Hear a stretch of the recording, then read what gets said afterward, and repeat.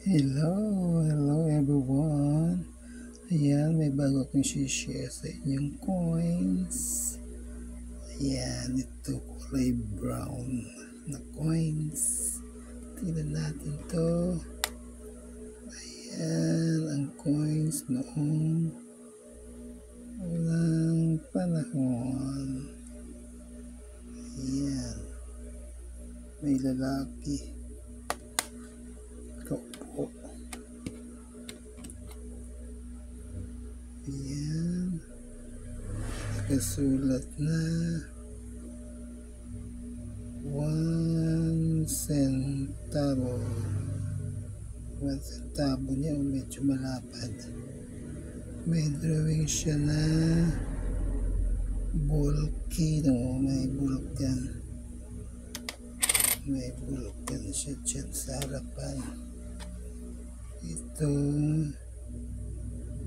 yan, ganun din. May nakalagay na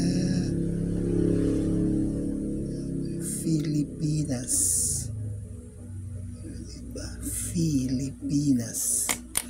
Ang likuran, tingnan natin. Ang likod, year 1944. O diba, may nakasulat na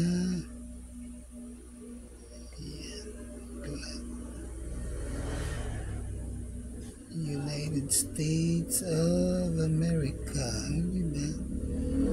United States of America. Ayan. Ito, anong year ba ito? 1939. May eagle siya sa likuran din. Tapos ganoon din, meron siyang United States of America.